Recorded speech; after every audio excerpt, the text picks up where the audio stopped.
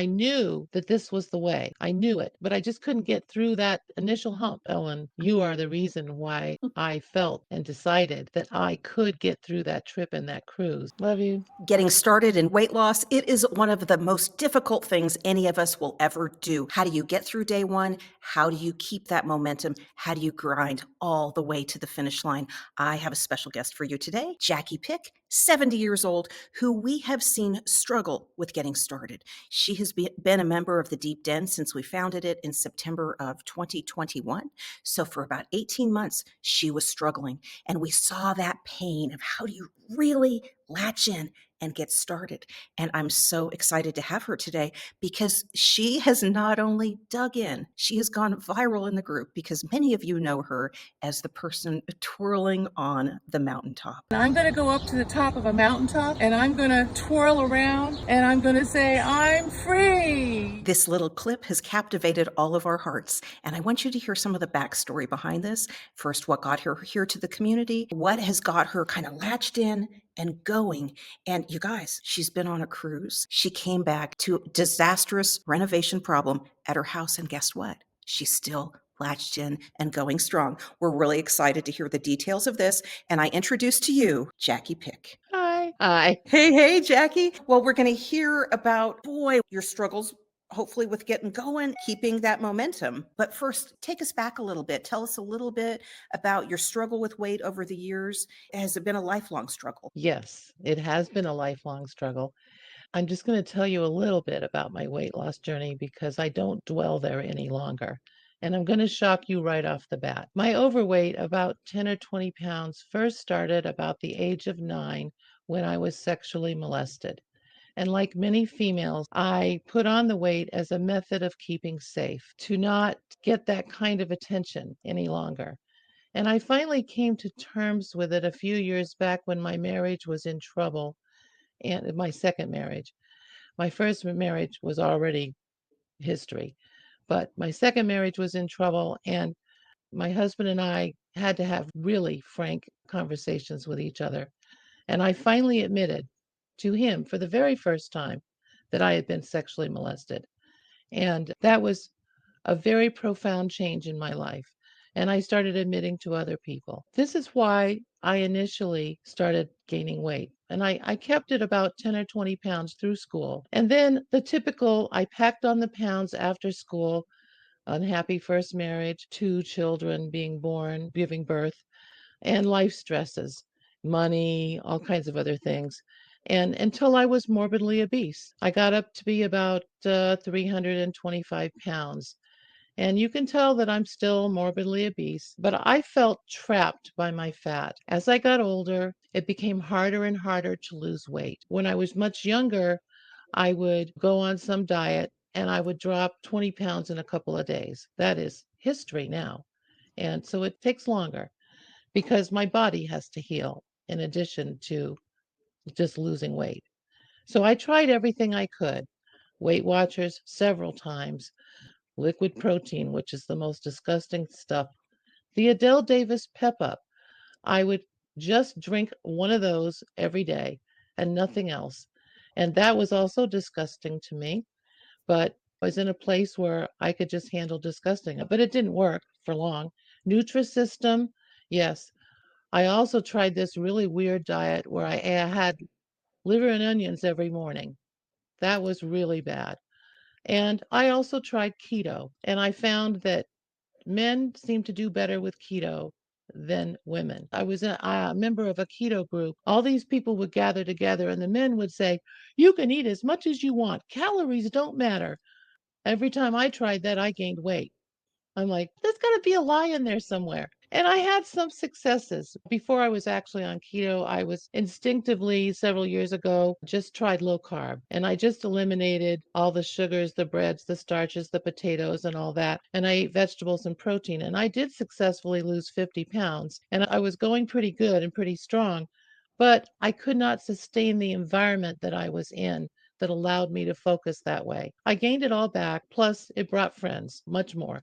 And every time I would lose even a little bit of weight, I would always gain more back so that I was progressively getting bigger and bigger. Wow. Thank you, Jackie, for sharing your background with us. And the struggle with abuse is unfortunately very high in our demographic. And so I think this is going to touch a lot of people and that it is a court issue. In fact, maybe we need another video just focused on that, since our focus today is this issue of actually getting in and getting started. But I'm curious, how is it that you even found us? Would it have been a couple of years ago? Yes, it was about 2 years ago, and I can't even remember where I first came across it, but somebody I think recommended I look at Eat Like a Bear video by you. I searched for it, and then I found the Eat Like a Bear Stories Facebook group, and I joined that. And I started trying to do it. I did buy your Ridiculous Big Salad book very soon thereafter, certainly before I joined the Den.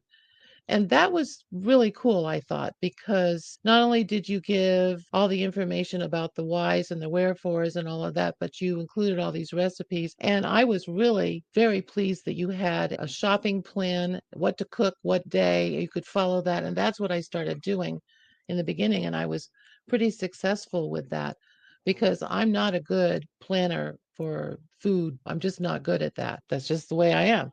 And I don't particularly like cooking. The recipes were not heavy onto time, so that was very attractive to me. But I did have trouble sustaining it. And so that's why I joined the Den as soon as it was offered. I thought that would help me, and it has helped me.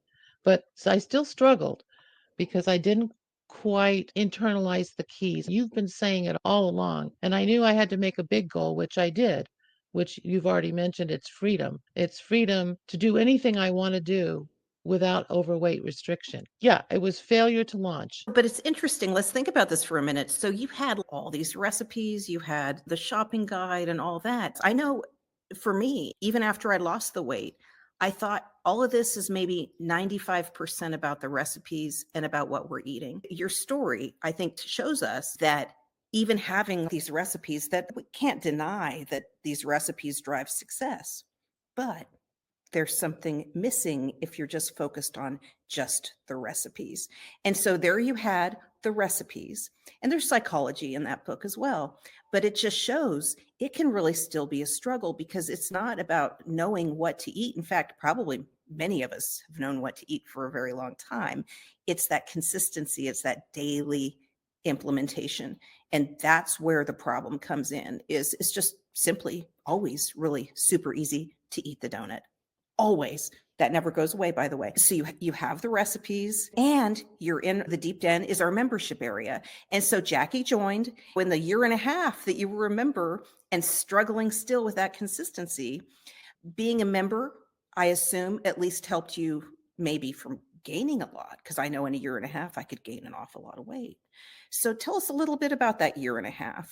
And then what's the switch that flipped for you? I want to just say every day I would try again. Try is a big word for me, and I'll talk about that in a little bit. I would try again. I would start over every day. By the end of the day, I might go a couple of days. I might go 3 days. I might even go 4 or 5 or 6 days, but then I would cave. But almost most of the time it was every day I would cave every day. And I had little successes here and there in that year and a half. I wasn't truly genned into the Den because I'm not an intuitive technical person. I had a little trouble maneuvering in the Den and figuring out I'm a linear thinker and I like things to be in an order, but the Den is a little here, a little there. There's stuff here, there's stuff there. And I had a little trouble with that. But I have now come to terms with that. It's helping me a great deal to be in the Den and check the things that I know to check and be involved in it. And especially the hub. I really love the hub. Trying every single day. I was totally frustrated. I felt totally trapped. I knew that this was the way. I knew it, but I just couldn't get through that initial hump. I just couldn't. When I would read about ELAB success stories, especially where somebody said, I tried it and it was really easy and I lost 100 pounds, whatever, in 8 months or something, that would really frustrate me even more. It drove me insane. I would say to myself, in what universe is that true? It's not true in my universe. And I would be like, there must be something wrong with me. That's how I would feel. And I don't blame the people who found it easy. Good for them. It's just I felt like there was something wrong with me that I couldn't get into that. What finally got me going was a short term and what I consider a frivolous goal. I was excited about this goal because that cruise, which I had scheduled in the fall, was now about 2 months and 10 days away. I thought surely by the time I scheduled the cruise, it was a family reunion cruise, people I hadn't seen in a long time. And I was planning on losing most of my overweight by the time the cruise came, and that didn't happen. On April 1st, I set this short term and frivolous goal that really excited me. I'm going to lose 40 pounds in 9 weeks. That's how much time was left. And I had it all planned out. I'm just going to do it. That goal excited me. Yes, I had the big goal, but it was the short-term goal that really made me dig in. Every night, especially in those first 3 or 4 days, when I would get some thought of some food thought, "Gee, I'd like to have such and so. Ooh, how about a little piece of cheese? Oh, blah, blah, blah, blah, blah, blah, blah." I would shove it out of the way. "No, I'm gonna lose 40 pounds in 9 weeks. That's it." I had decided, and I was like I was able to just disregard all those food thoughts because I'm going to lose 40 pounds in 9 weeks. Other things got in the way.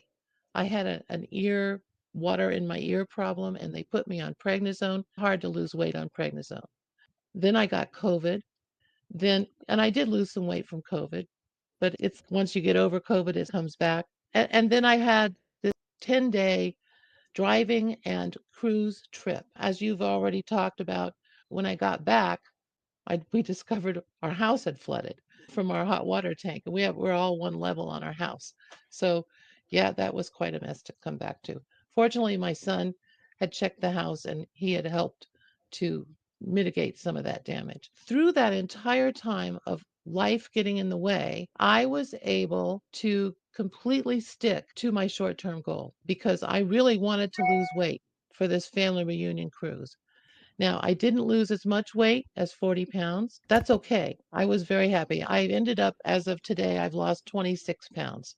And over 3 months, that's about 8 or 9 pounds a month. I'm very happy with that. And I always would have been happy with that. But a goal is something you reach for. You don't necessarily always get everything that you want by reaching for it. And also, the other thing is, very soon after I made that goal, you, Amanda, were talking about your big goal. And the question that you asked all of us to entertain is, what are you going to be doing on April 8th, the day of the total eclipse? And that's what forced me to put my big goal, which is still my big goal, into a very tangible thing that I could see, touch, hear, whatever. So that's when I came up with I'm going to go to the top of a mountain and I'm going to twirl and I'm going to say, I'm free. It's like Julie Andrews in the beginning of Sound of Music twirling around that scene. It's like completely exciting and invigorating. And that's what I'm going to be doing on April 8th. Now, I don't know which mountaintop. It might be a hill. I don't know. But I'm going to figure that all out. That's beautiful. And by the way, we need sponsors to send us to all the mountaintops all over so we can all twirl together. What an amazing vision. And let me point out something with the big goal. The big goal is what you're going to be doing a year from now, out living your most vibrant life. And the power of this, and as I think about Jackie's story, is so often it's things like the cruises that do get us started. But what we need to do is have a plan then how we're getting past the cruise and keeping that momentum, because it's that continuing on that's going to lead to the lifelong habits and that are also going to get us to that finish line. I say that a lot, but then I also think, is there ever a finish line? But getting to a life-changing weight so that you are twirling from the mountaintop. Because Jackie, one of the things that hasn't come up yet this morning, but we've talked about in the den multiple times, is the issue of thinking about something like the event in the right way so that you can basically exit from it. Because what we see so often is high school reunion, the wedding, the cruise drives a lot of that momentum. But then the event comes and the food choices at the event get you like on another little path. And then it's really hard to exit from those food choices. The reunion might be over and you're going back home and you're still eating that way. And then months and months later, 50 pounds, 100 pounds later, oh, here I am again. Tell us a little bit about the cruise itself, how you handled getting through the cruise. This was a family reunion, and so my focus I'm not a cruise person. This is the only cruise we've ever been on, and I'm likely not to go on another one because it's just not my thing. I don't discount anybody else having that as their thing, but it's just not my bag. Being with my brothers and their families was more important to me. We were scheduled to have the main dining room, the formal dining room, because of the large size of our group at 8 p.m. So that was when the dinner would be. I didn't think that I could just go all day and not eat anything. So I decided ahead of time, once I knew the schedule, that I was going to have a lunch, maybe about one or two, in the like all you can eat, everything you could imagine buffet. And then I would go to the dining room and I would have a dinner, but no desserts, no starches, no potatoes, any of that.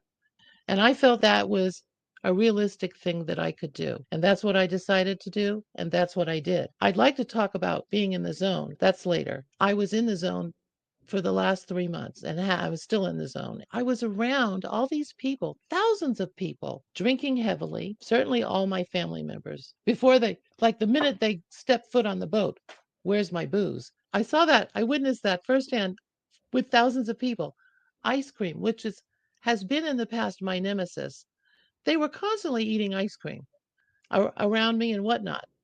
They were eating every free chocolate chip cookies, free chocolate cake, pies, blah, blah, blah. Everything was available and for free because it was included in your cruise package at almost any time of day or night. It just didn't get to me. I was amazed. I was in the zone. I was not giving up that feeling of being in the zone for anything on the face of the earth. Interestingly to me, at dinner, they almost always served two slices about this big of carrot, nice, perfectly cooked and buttered, and probably with the right amount of salt, whatever. And I don't eat carrots on my ELAB program or cook them or anything like that, except for maybe a couple of shreds that might get in the bagged coleslaw. And but I ate those two slices and I ate them very slowly. That's another key to me is I was more interested in conversing with my family members than I was in actually eating. So I would get and I ate those carrots very slowly, and they were like a dessert to me. They were so incredibly sweet. And I just had those two slices, and I was good. I was good. And for the lunch, they had everything you could want. And I basically gravitated towards the salad bar, and I would put one plate of greens, and then I would add things like cucumber, a little green pepper. I would put a little bit of black olives because I knew that fat was going to be one thing that I was going to be lacking in using the cruise food because they cook everything low fat nowadays. And I would put some boiled egg and some cheese, and then I would put ranch dressing because ranch dressing is pretty much low carb. And so I was at the mercy of however they cook the food. If they put sugar and things, I just said, okay, that's what I'm going to do. And then I would add some kind of meat, whatever I could find that didn't seem to be too carb laden. And like there was some barbecue chicken that didn't have the skin, of course, because you wouldn't want that fat. And so I would put a little bit of that on there. And yeah, their barbecue sauce probably had sugar in it. I couldn't do anything about that. So that RBS was about a half size of what I would normally eat once a day. And then I would have the dinner, it would be like a steak or a big piece of a fairly good sized piece of a tenderloin or something like that, and vegetables, which was the most perfectly cooked broccoli, the two slices of carrots. And I would either have a salad or a soup. I mostly had the salad, and it was a small little salad, like not very much at all. And some a couple of times I had the French onion soup and I just didn't eat the croutons and I didn't eat all of the I would eat the cheese on the top and I would eat some of the broth and that's basically what I would eat. That's great, Jackie, and thank you for the detail as well. I want to point out two things, but then we're going to bring Ellen on because we're going to talk about the zone. So, you guys, if you're wondering what is this the zone that Jackie's talking about, you're about to find out. But I just want to highlight this point of so you've done mainly a one meal model to lose weight, but on the cruise you did a two meal model. That I'll tell you, it's a little harder to lose weight on the two meal model for a number of reasons. But the key with this is that if you can get through a cruise without gaining and keep that momentum after, this is the entire game, period. Mhm. Who Mhm. cares if you lost weight or whatever on that cruise? The key is that exit. And so being mindful that I know I'm not getting to dinner. And so I'm going to would otherwise struggle with getting to dinner. Okay, have that light meal first. And then at 8 o'clock, you have your other meal where you're there socially engaged with your family. And I love the boundaries you put around the meal. So this wasn't one of our framework approaches to eating that we promote around here, but it has all the very good elements. And importantly, it has the boundary because as you notice, Jackie had those carrots for dessert and did not, because I've asked her before, how many bites of cheesecake or whatever. Jackie, how many bites of all the cheesecake did you have on the cruise? 0, 0, 0. Zero. And the reason that works so well, you guys, is not only because it's zero and you can't gain on zero, is that I know for me, if I'm on that cruise and I have the bite, I'm having the whole piece. Or if I don't have it, maybe I successfully fight my internal battle and keep myself from eating the rest of that piece. Tomorrow, I'm going to fight again to keep from having the bite and from eating the whole piece. And it becomes such a fight. It's not even worth it to me to even go down that path. And frankly, most of the time, I'm frankly eating all the stuff. And so having the one bite just turns into lots of bites. And if it doesn't turn into just giant mountains of dessert, I'm struggling to keep it from going there. And so the carrots, that's beautiful. That's beautiful. And again, Jackie, the big thing with Jackie is she's now back home. She had her strategy. She had that exit strategy, a big part of it being to keep some of those key boundaries on the cruise and had that exit strategy. And I'm going to leave it with your discussion with Ellen, because I know you guys are going to talk about it too, to talk about you exited off that cruise and you exited into a very challenging life situation too. So Mhm. having that mindset of your exit kept you with a good attitude about what you were about to find when you got home. And so what you found when you got home, the fact that you were in the zone as we talk about it was critical, I expect. And you guys were bringing on Ellen because Ellen coined the term for us in late February, I believe, and Ellen still needs her tiara for it. I promise you, I need to go after this and find the tiara so that the next time Ellen can come with the tiara.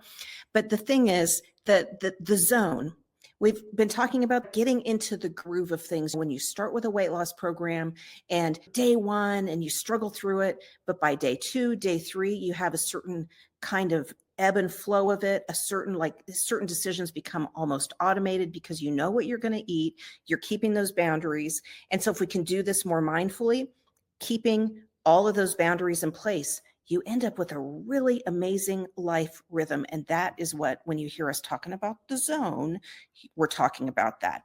And so I'm going to bring on Ellen. So our queen of the zone, who named the zone, but who also has inspired Jackie, because Ellen is our other expert in getting through the vacations.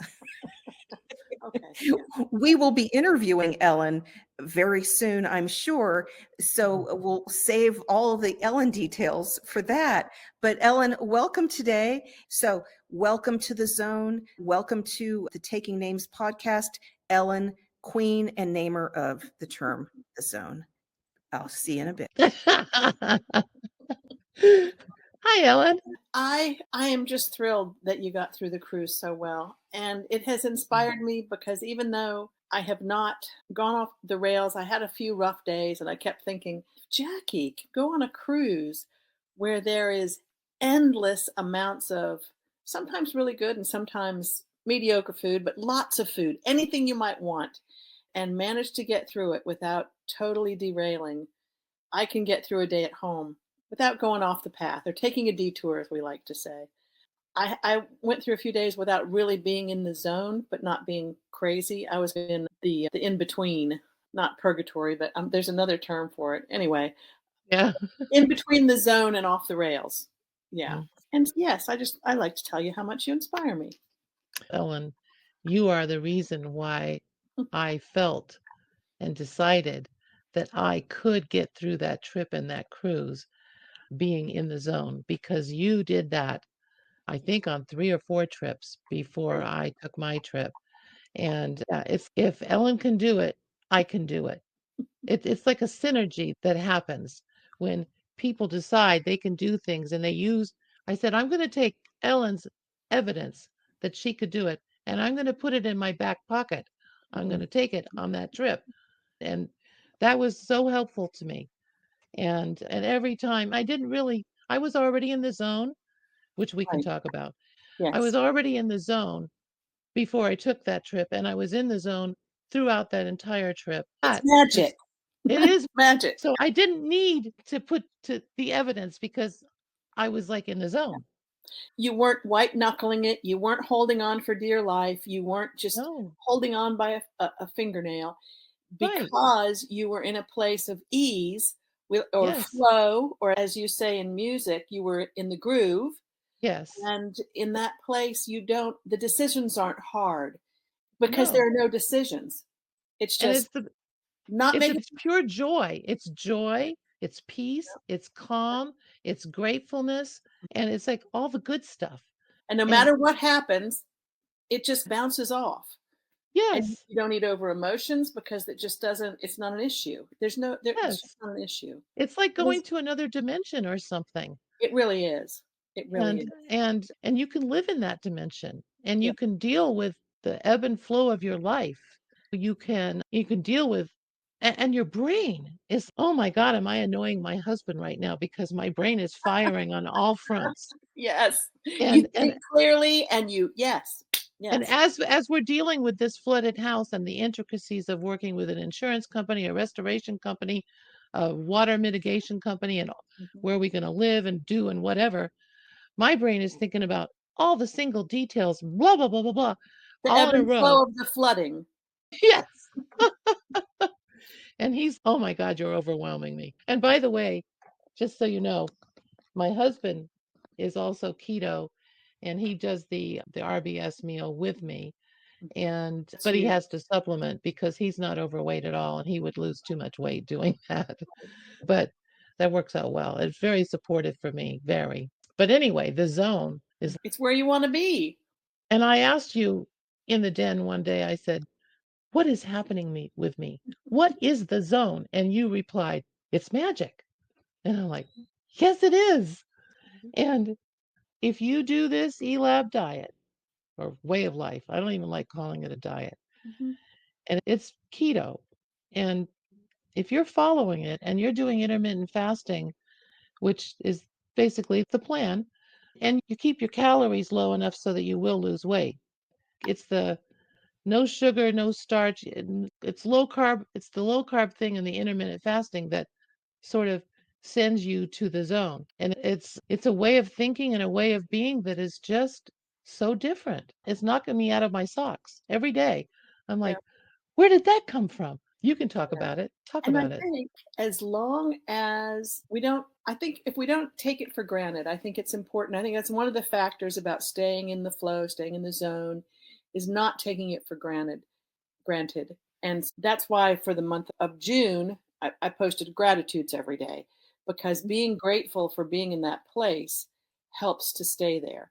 And I still Hmm. don't know what that little funk I was in. I have no idea what was going on with me for that 3 or 4 days when I didn't feel like I was just on the outside edge of the zone. I could Hmm. see in, but I couldn't seem to get back there. But I think the key factor in getting back was not only being able to be supported by someone else's evidence, so your evidence on the cruise of making it work. But I think also another key factor is just not throwing in the towel, not giving up, not going Hmm. out on that binge, not going to the Hmm. drive-throughs, not going to the Sandy Pony Donuts, not to just not giving up, just staying the course and knowing that I'd be back and the flow would return, and it has, and it's made a huge difference. Like when you get off and out of the zone, you have to go through those first few days of this way of eating all over again. It's really hard to go through those first few days because you're not in the zone yet. And so I think focus is a big part of that time span.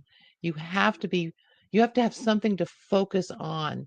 And that's why, for me, when I struggled so much, to be able to actually get over that hump, it was me focusing on my short term goal.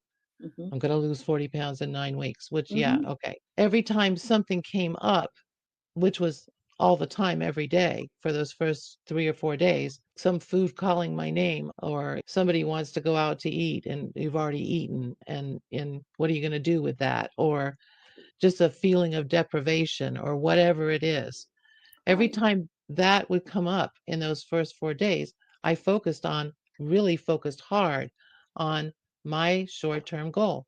And to me, it has to be something very tangible that excites you. And I was excited about it. I really wanted to lose weight before that cruise, like so Mhm. many of us do for that Mhm. kind of a thing. And I wasn't going to give up that short term goal for any stupid little thing. And Right. that's what helped me over that hump Yeah. And it to was get. priorities. That was your priority. That was the ultimate priority, and nothing else was as important as that. And so you were That's right. really focused on it. Nothing was going to get in the way of that. I thought it was gonna be like that forever, and I did not expect this feeling of being in the zone. It's wow, Mhm. that is better than anything. It is. It's like everything falls in place. Everything, Everything. not just temptation and food, but No, you, the you food don't is even. irrelevant to Yeah, the almost. food's irrelevant. You just automatically go out and be awesome. For me, that's going out, working in the yard or going kayaking or whatever. But there aren't decisions to make. It's not the food doesn't call me. As I said, it was just a non-issue. You've already decided what your food and your food plan is, And you and that's spend time already. living instead. Yeah, Yeah. it's like great. It is. But you get the feeling you get in being in the zone is just, yeah, it is. It's magical. It's elation. Yeah, it is. Yeah. It's good. I'm very much about joy. I wanna live in joy I believe and it's our peace. default. I think if we get everything else out of the way, joy is our default setting. There's a scene in this movie, this mini series about John Adams, the Mhm. very last scene. He's walking and he's old. He's an old man, and he's gonna die soon.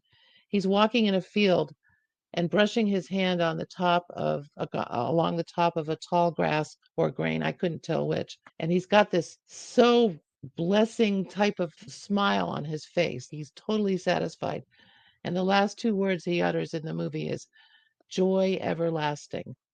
Mm. And I think about those words and I think about Mhm. that scene and that feeling. And that's how Mhm. I want to live. I may have mentioned in this interview, I'm not sure, but I have formed 4 musical groups. The goal in each of those groups is for the musicians to find joy and fun. That's very important for me. I want to have a food plan that will bring me joy and this feeling of peace and calm and clear Mhm. thinking, and of course, some weight loss. Yeah. But it's not even really about the food because you were on a cruise and you couldn't decide what you would have and cook it or make it or buy it. It was you were at the mercy of whatever they had. Yeah. And yet you stayed in that place of joy Hmm. eating things that you don't ordinarily eat because of the place you were in yourself.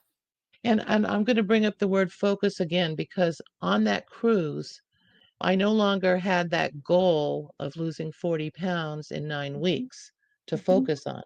Instead, my focus was on my family.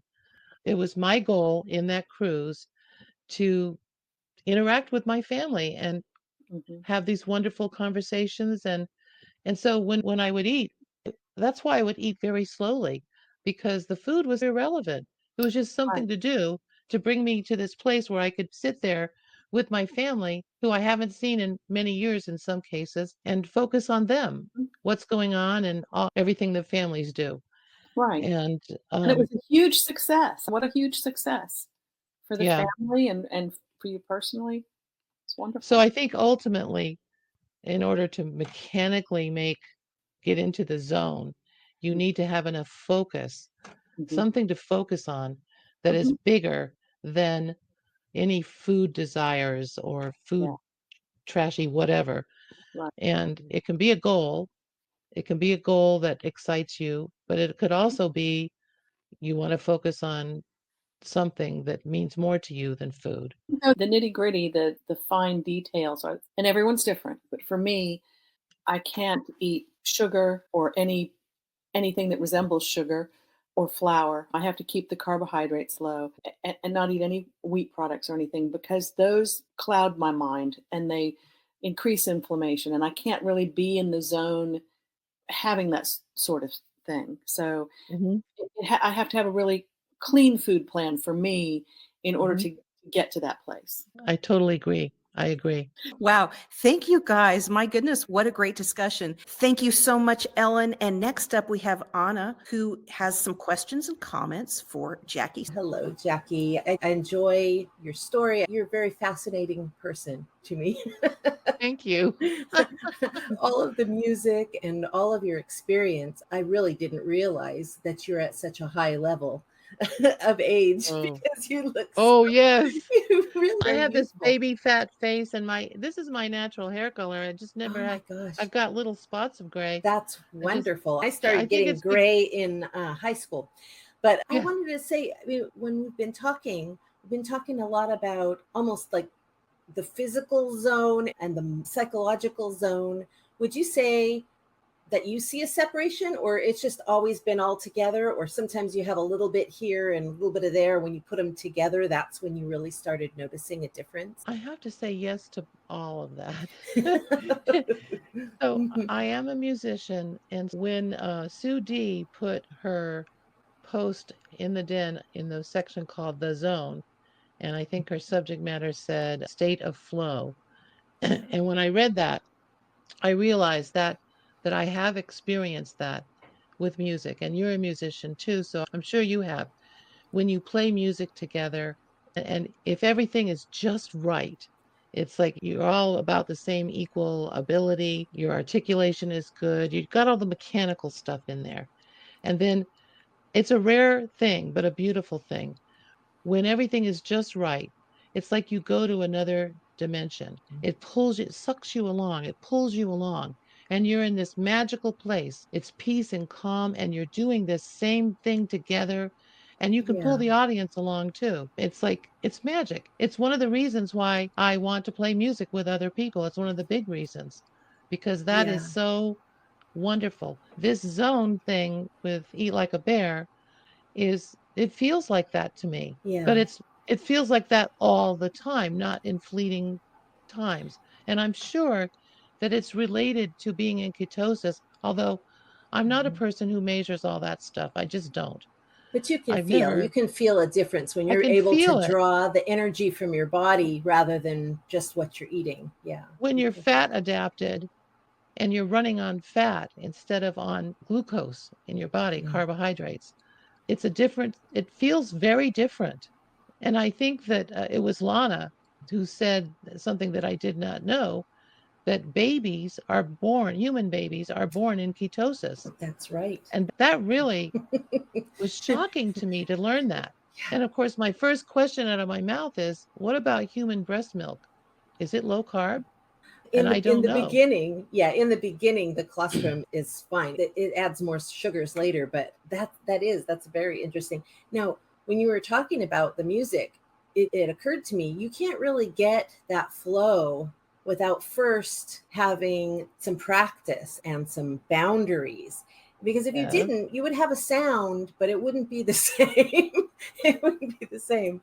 And then once you have those boundaries in place and those patterns that you've been practicing together, then there's that next level where minor things are changing right in real time, and it's an exchange of energy between everybody who's playing and everybody who's listening. And I think that once we have an idea of how to eat and how to not eat. We also have something to fill whatever the food was doing.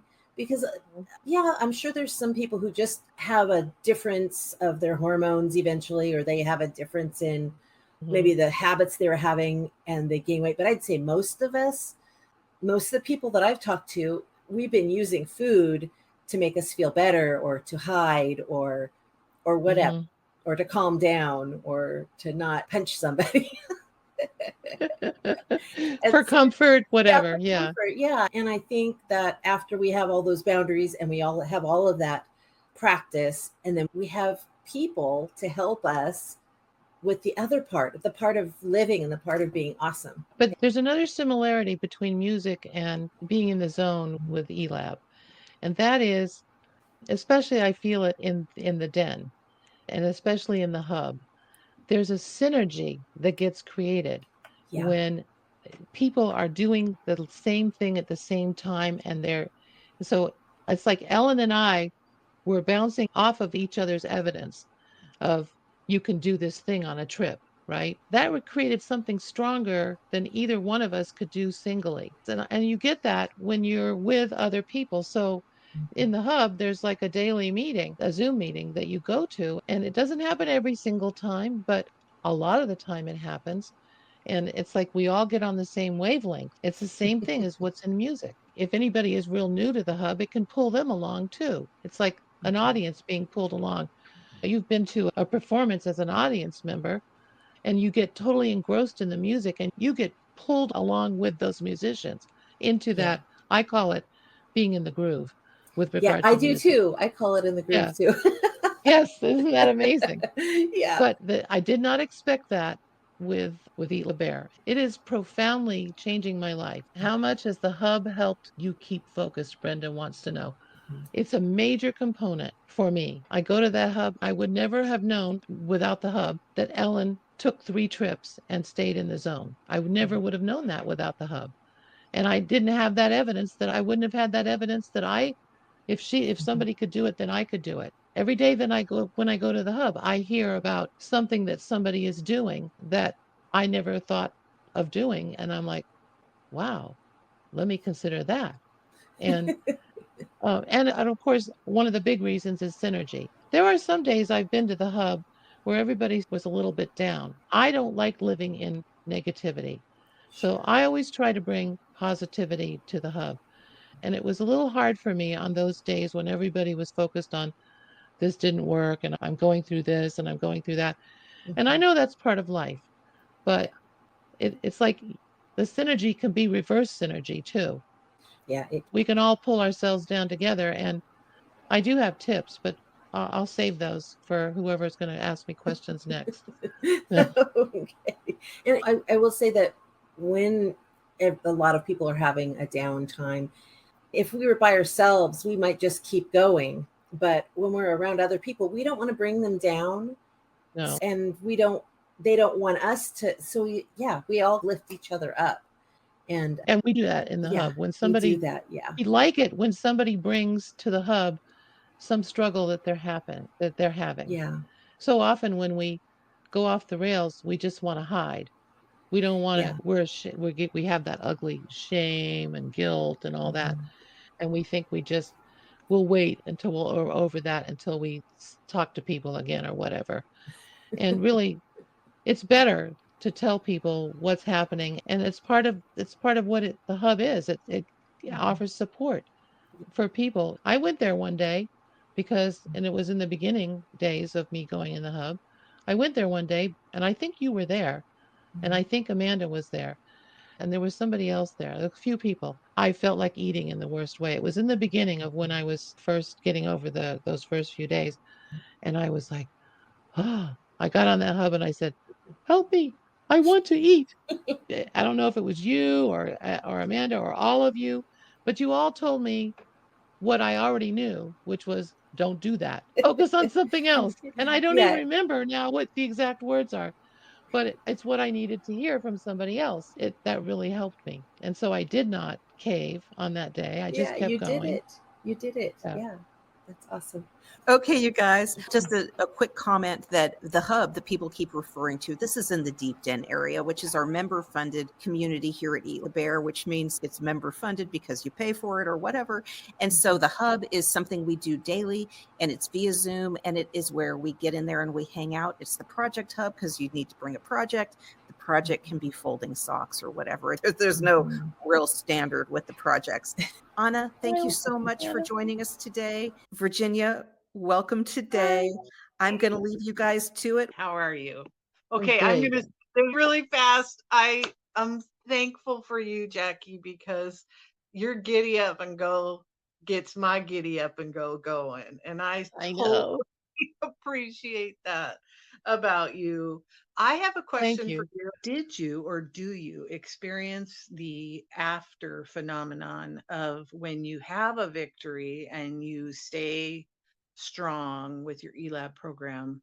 Do you experience that after phenomenon that I wrote about, which was that afterwards I have this, yeah, that meal wasn't as satisfactory as the one I would have really liked, or I deserved.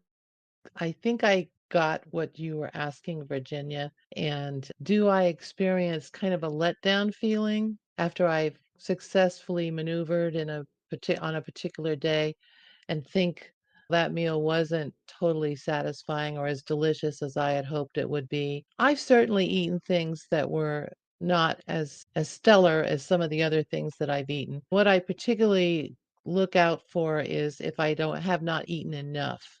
I want to feel Thanksgiving full feeling. And there have certainly been many days during this last 3 months when I have not experienced that Thanksgiving full feeling, full enough. And there have been days when I've winged it with regard to the food that we've had available.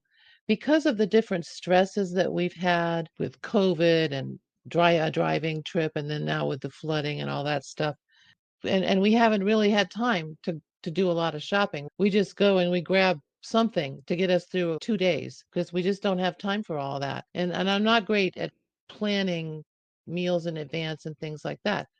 So generally, I just think that morning, what am I going to eat? What do I have in my freezer? What do I have? So I throw it together.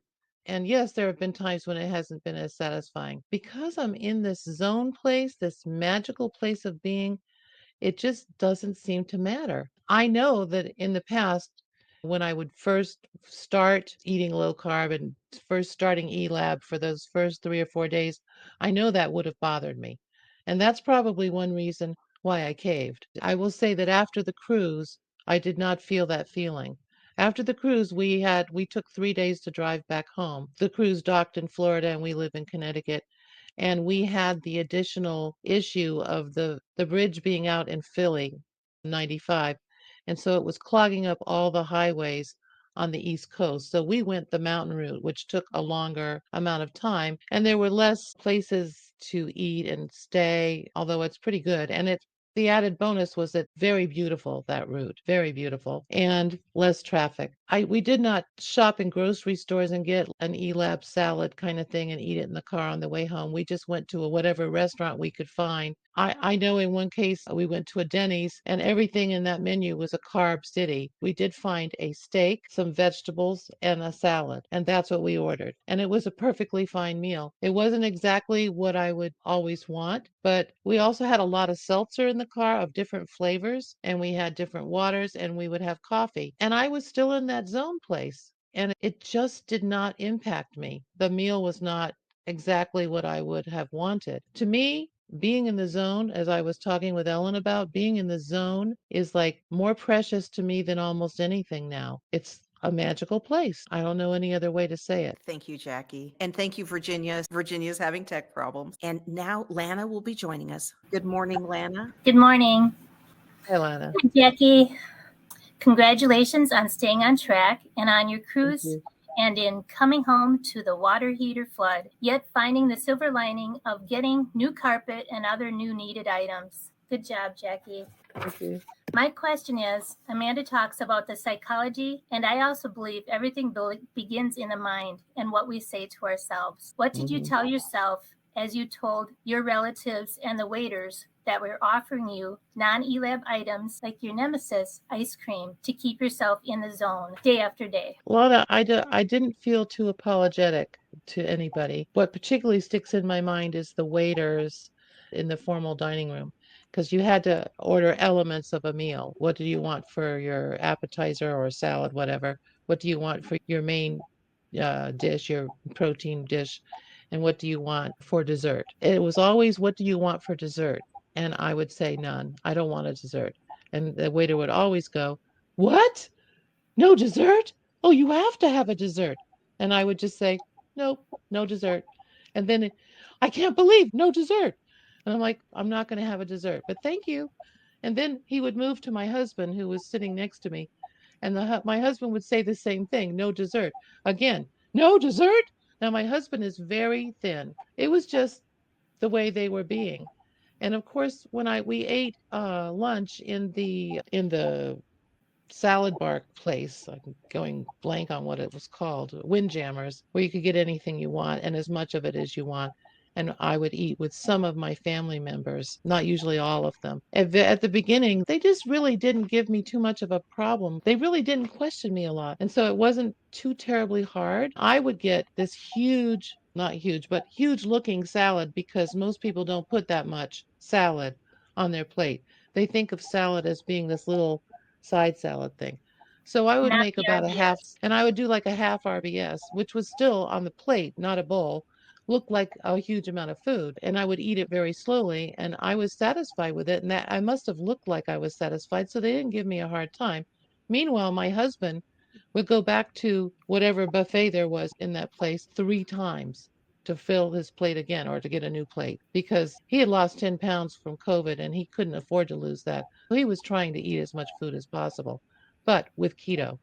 And he was eating none of the starchy things, no desserts. They got used to it very quickly, and I think they all knew that I was doing a keto kind of a thing. Some of them have tried keto and have liked it.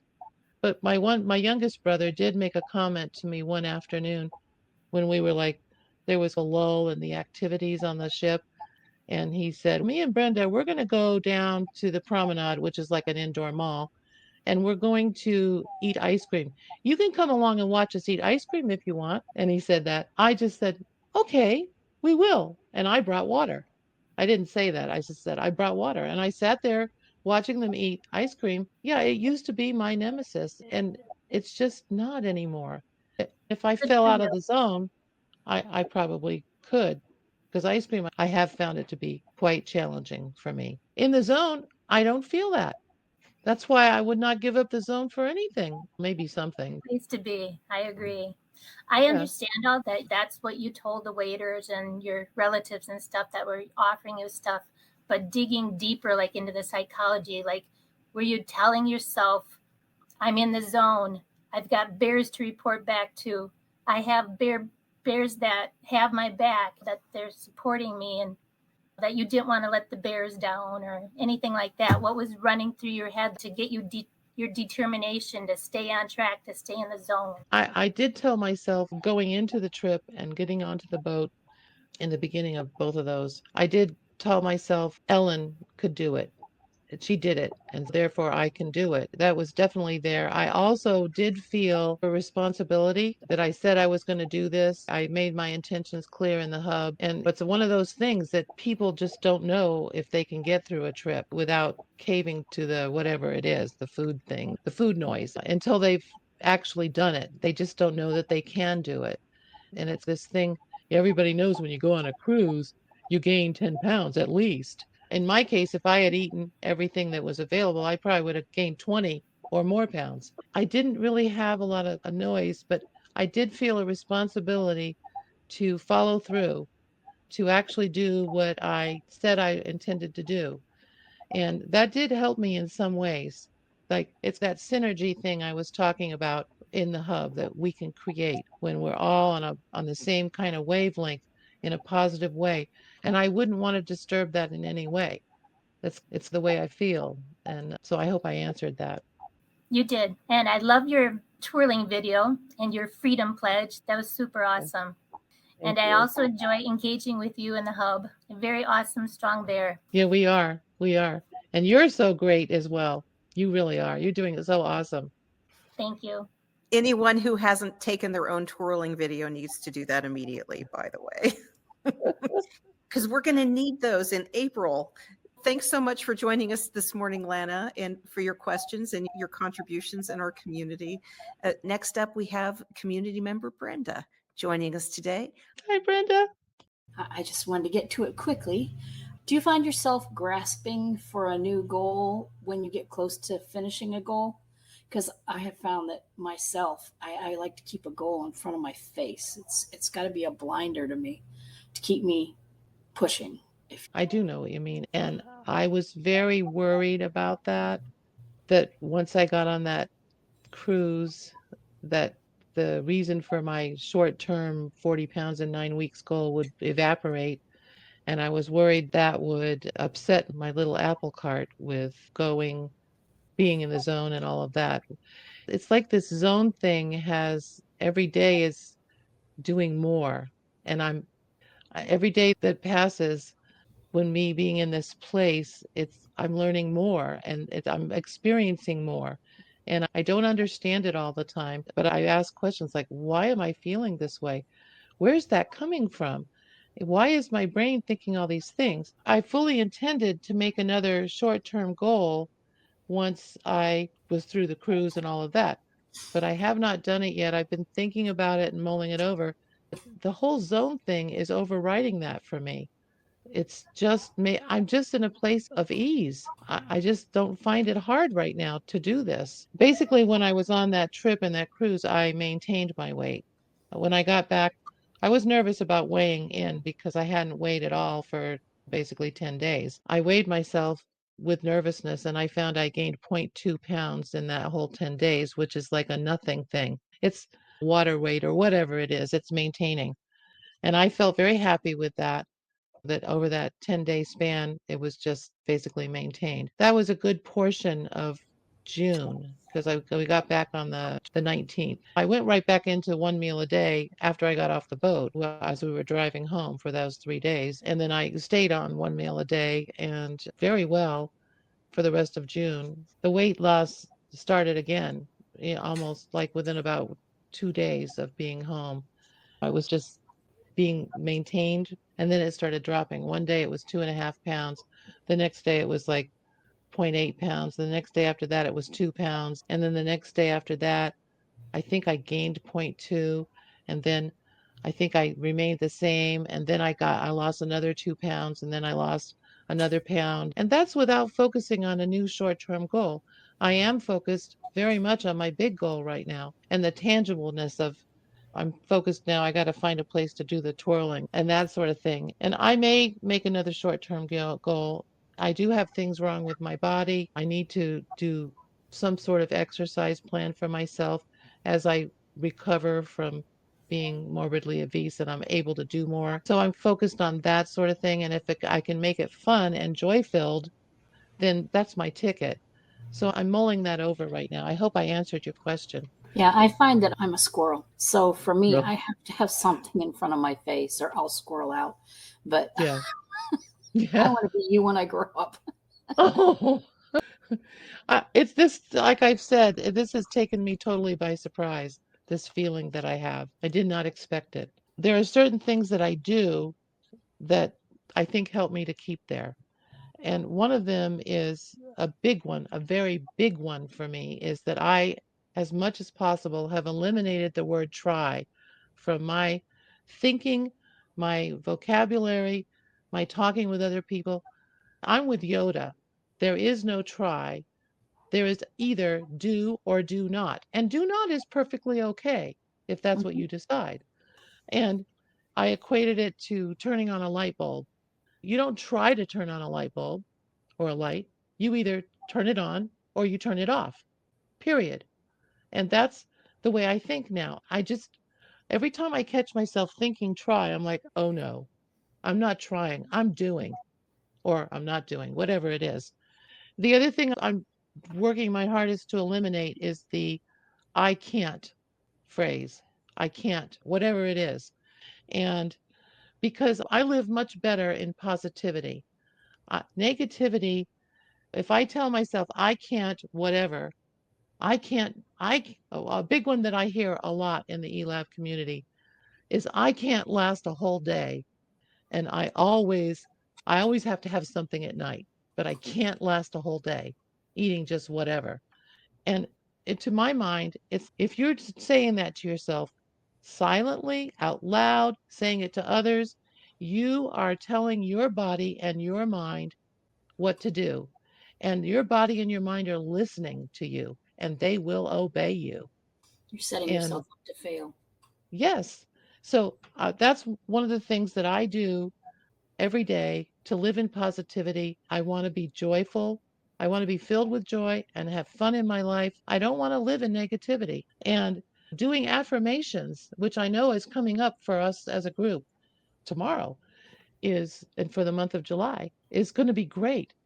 I think of this little girl that did a Facebook video a few years back. And she had this long blonde, really curly hair, and she got up on the sink on the countertop and looked deeply into the mirror. And this was on Facebook. She just gave herself a talking to. I am great. I am wonderful. I am powerful and blah, blah, blah. And she just kept going on and on. That's how she started her day. And it was just like, wow, what if we all did that? It's building me up for the future instead of tearing me down from the past. So yes, that is our July assignment. Everybody out there, whenever you're finding this video, that's your assignment for this month. Maybe we should be like that little girl in Facebook. And now I welcome Miss Georgia Baker. Georgia, good morning. Hi, Georgia. Hi, Jackie. I just want to tell you, you are such an inspiration. Your positivity and everything in the group, in the hub, everywhere. I know we've been doing this for a while. We've been commenting to each other for a while, and just your determination and you're sticking with it and everything is just very powerful, and I appreciate it. And I can do my little tidbit right now: never quit and never surrender. And as long as you keep trying, we can do anything we set our minds to. But Yes. I love you to pieces. You're I love you're an you amazing too. young lady. You are amazing yourself, Georgia. You really are. You're a Thank you. star. And No, and I don't know about and that. yes, turn that around. Yes, you are. Yes, I am. Yes, I Yes. am. The other day on the hub and I asked you how whatever it was that you did for your project, and I asked you how did that make you feel? And you said, I Special. feel special. That's right. And you got to Just say it with a Texas accent. I feel yes. special. Yes. So That we really are tickled special. me. Every Yes. single one of us are special. And we need to never, ever forget that, is that we're Yes. worth doing this for ourselves. We are special and beyond belief. Thank you so much, Georgia. Right. All right, you guys. Hey, here we all are. For people watching this to keep in their pocket, first of all, everyone struggles with this issue. You're struggling with this, and you found us. You are not alone. This is a universal struggle, how to really get started and how to maintain that consistency. And so I'll tell you, my one big thing is set a date. And in the days between now and then, begin to set your intentions. You don't set your intentions with a cheat day. You set your intentions by things like cleaning your pantry, cutting your carbs, getting your mind going on that, and launch yourself and grind all the way to the finish line. Anna Sewell, do you have a one sentence thing for us to put in our pocket? What Faith's granddaughter said. She says, I'm good. If somebody asks her something, she said, I'm good. And I told myself in the mirror today, I'm good. It's an attitude. It's just an attitude. Excellent. Now, Lana, how about you? Get the right mindset and believe in yourself. And something I tell myself all the time is I'm a bear and bears can do hard things, and keep going. I'm on my way. Mm-hmm. Yes. Very good. Brenda, how about you? Before you put your feet on the floor in the morning, talk to yourself in a positive way and say, what can I do today to be awesome and make somebody else awesome at the same time? If you go off track at any time during the day, go back to that and just say, today I'm going to be awesome. What can I do today to make that manifest? Awesome. Awesome. And Ellen, how about you? If I believe I cannot do it, then I cannot. If I believe I can do it, then I can. And most importantly, don't ever give up before the miracle. It could be right around the corner. My mom had a dream years ago that she came up to a site where there had been a miner working and there was a pick on the ground. She could see that the person had been picking away. And in her dream, she picked up the pick and she struck the area and the rocks fell and there was gold. Yes. And so that is where we are here with Eat the Bear. I feel like it's about putting all those pieces together and striking one more time. And thank you everybody for joining us today, and all of your wisdom and all of that is going to help many more of us hit that and really change our lives. So thank you for this theme of like us helping each other, providing the evidence for each other as we get through. The thing I wanted to say was, I am worth the work. You are all worth the work. We need to remember that. Mhm. Yes. Yes. I'm Something. sorry. I have a little plaque that used to sit on my desk and says, "Today is my own special miracle. Only I can make it happen." And I used to look at that every day on my desk, and it made a difference. For sure. I have a real quick one though. If you are just starting out, clear out the troublesome foods. Make yourself a designated bear area with acceptable foods, and then stick some bear stickers on them and remind yourself, this is my food, that is not my food, and it'll help. Yeah. Awesome. Very good. Ladies, thank you. And gentlemen out there who might be watching, you're welcome too, even though there's a bunch of women here today. You're welcome. We got a lot of husbands doing it like Yeah. in back there. Love you. Go be awesome, everyone. Bye-bye.